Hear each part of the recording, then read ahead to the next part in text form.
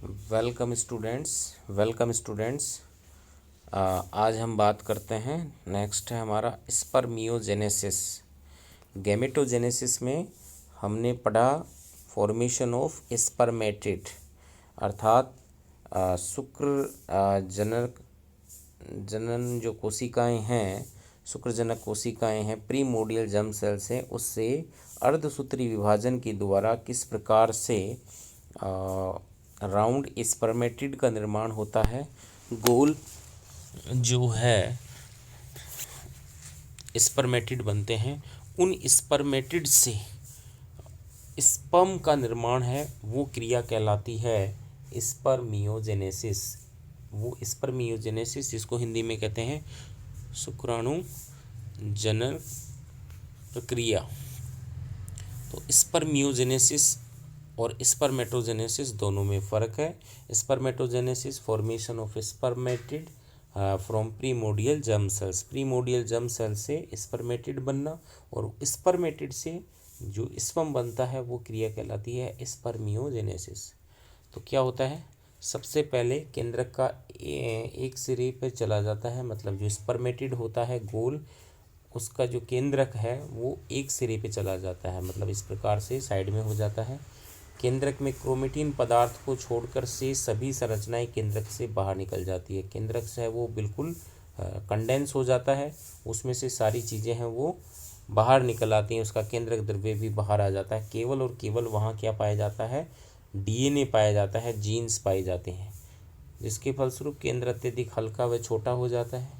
इसके पश्चात केंद्रक के ठीक ऊपर कई गोल्जी जो वेसिकल्स हैं वो एकत्रित हो जाती हैं। तो गोल्जी अपरेटस की जो गोल्जी वेसिकल्स हैं वो न्यूक्लियस के ऊपर जो है वो इकट्ठी हो जाती हैं। इनमें से कुछ गोल्जी वेसिकल अपने अंदर कणिका विकसित कर लेती हैं। कणिका मतलब ग्रेन्यूल्स इसमें पाए जाते हैं गोल्जी वेसिकल्स में, जिन्हें प्रो एक्रोसोमल ग्रेन्यूल कहते हैं, तथा कणिका युक्त पुटिका को प्रोएक्रोब्लास्ट कहते हैं। शेष गोल्जी पुटिकाएं जो अपने भीतर कणिकाएं विकसित नहीं कर पाती, उन्हें गोल्जी रेस्ट कहा जाता है। तो गोल्जी बॉडी है वो न्यूक्लियस के ऊपर प्रोएक्रोसोमल ग्रेन्यूल्स है वो विकसित कर लेती हैं, बाकी गोल्जी वेसिकल्स है वो नीचे की तरफ चली जाती हैं, और ये एक्रोसोम बनाता है। शुक्राणु का ये पार्ट कहलाता है एक्रोसोम। तो इसमें जैसे हम देख रहे हैं स्ट्रक्चर में कि ये एक स्पर्मेटिड है, इसमें न्यूक्लियस है वो बिल्कुल कंडेंस हो जाता है, उसके ऊपर गोल्जी बॉडी क्या हो जाती हैं, एपरेटस है वो व्यवस्थित हो जाता है, उसमें से गोल्जी वेसिकल्स हैं वो प्रोएक्रोसोमल ग्रेन्यूल विकसित करती हैं, और उनमें से प्रोएक्रोसोमल ग्रेन्यूल से ये एक्रोसोम बन जाता है। इस प्रकार से कैप जैसे स्ट्रक्चर वाला, इसको हम एक्रोसोमल कैप कहते हैं, एक्रोसोम कहते हैं। माइटोकॉन्ड्रिया वो साइड में व्यवस्थित हो जाते हैं, और जो सेंट्रियोल होता है वो एक्सियल फिलामेंट बनाता है। सेंट्रियोल जो होता है वो यहाँ जा कर के एक्सियल फिलामेंट का निर्माण करता है, और जो कोशिका द्रव्य है वो बहुत कम रहता है, और वो चपटा होकर के एक लंबी इलोंगेटेड संरचना का निर्माण करता है, और इस प्रकार से वो अंत में शुक्राणु बनाता है, जिसके 3 पार्ट हैं, हेड पार्ट, मध्य पार्ट, और ये हो गया आपका टेल पार्ट। तो हम इसके स्ट्रक्चर देख लेते हैं। शुक्राणु की संरचना के 3 भाग, सिर, मिडल पार्ट, और टेल यानी पूंछ पार्ट। एक्रोसोम, इसे पाचक एंजाइम स्पर्म लाइसिन पाए जाते हैं। ये केंद्रक के ऊपर टोपीनुमा आवरण होता है। ये जो होता है ये क्या होता है, एक्रोसोम होता है, और इसमें क्या पाए जाते हैं, हाई एल्यूरोनिडेज नामक एंजाइम पाया जाता है, जिसके कारण कि ये अंडे जो ओवरी होती है, जो ओवम होता है, अंडा होता है, उस अंडे की एग मेम्ब्रेन को पेनिट्रेट करने में हेल्प करता है। इसकी बाहर की जो स्ट्रक्चर उसको गेलिया कैपिटिस कहते हैं। ये बाहर वाली जो झिल्ली है उसको कहलाती है गेलिया कैपिटिस।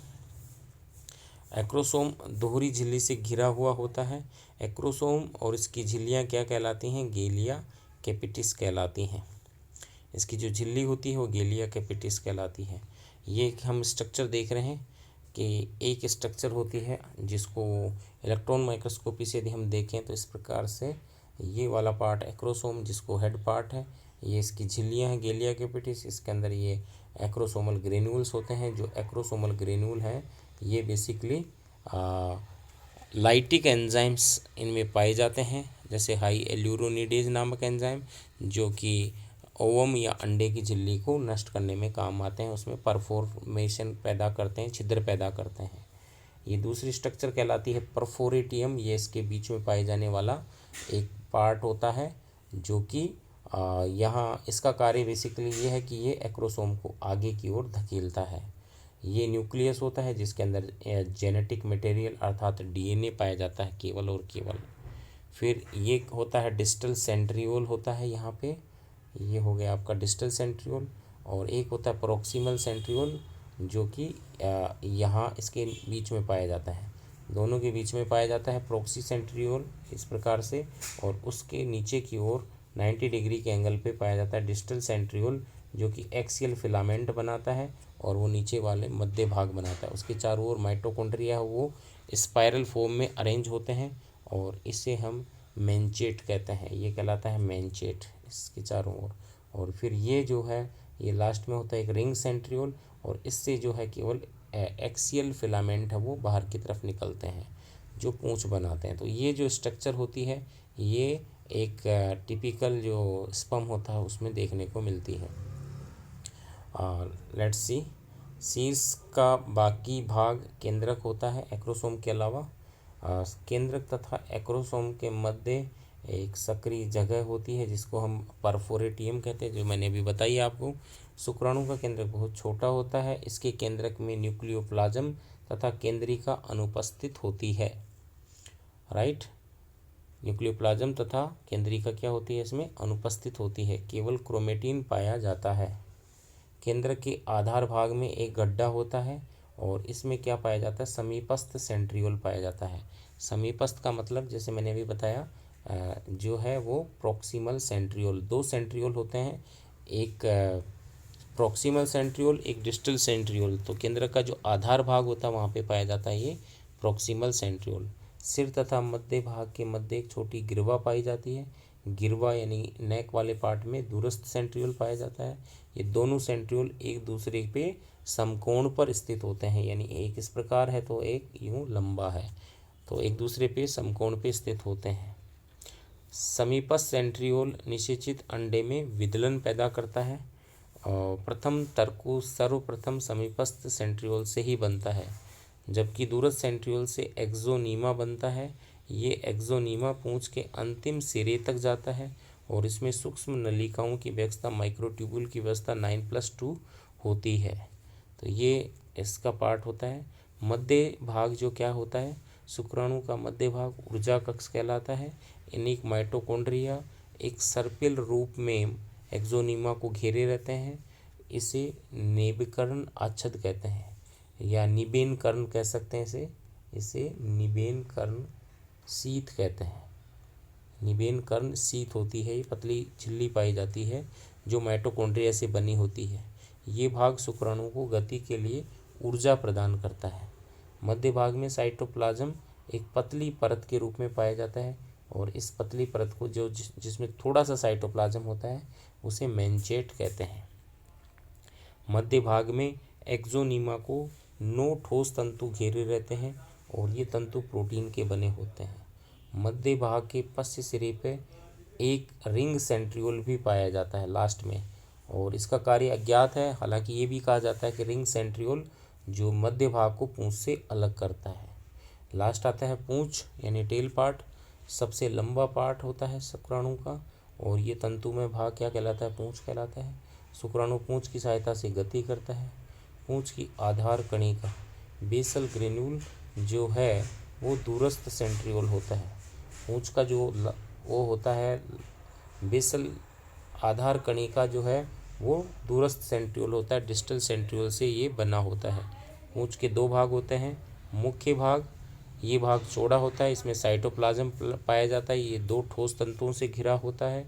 और एक पाया जाता है लास्ट वाला पार्ट जिसे एंड पीस कहते हैं, ये भाग संकरा होता है, इसमें साइटोप्लाज्म अनुपस्थित होता है, केवल एक्सोनीमा पाया जाता है और इसमें ठोस तंतु है वो अनुपस्थित होते हैं। तो ये जो स्ट्रक्चर थी ये थी हमारे स्पर्म के बारे में। तो ये हमें एग्ज़ाम के पॉइंट ऑफ व्यू से इस स्ट्रक्चर को याद रखना है। ये जो स्ट्रक्चर है इसकी कि इसमें कौन कौन से पार्ट पाए जाते हैं। तो ये मिडल पीस हो गया, ये हेड हो गया और ये हो गया टेल। तो टेल के भी दो पार्ट हो गए, एक मुख्य भाग और एक लास्ट वाला जिसके अंदर केवल और केवल एक्सोनीमा पाया जाता है। तो स्पर्म जो है उसका फॉर्मेशन होता है स्पर्मेटिड से। चूँकि स्पर्मेटिड्स गोल होते हैं, नॉन मोटाइल होते हैं, एचल सील होते हैं, अर्थात फीमेल रिप्रोडक्टिव पार्ट में यदि वो जाएंगे तो वो चल नहीं पाएंगे।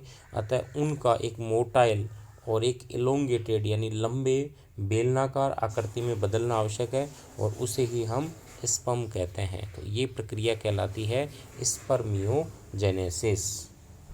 तो ये आज हमने पढ़ा स्पर्मियोजेनेसिस। इससे पहले जो वीडियो है उसमें हमने पढ़ा था स्पर्म का स्पर्मेटिड का निर्माण जर्मिनल एपिथेलियल सेल से। तो दोनों प्रक्रियाएं कहला करके इसे हम स्पर्मेटोजेनेसिस कहते हैं। Thank you very much.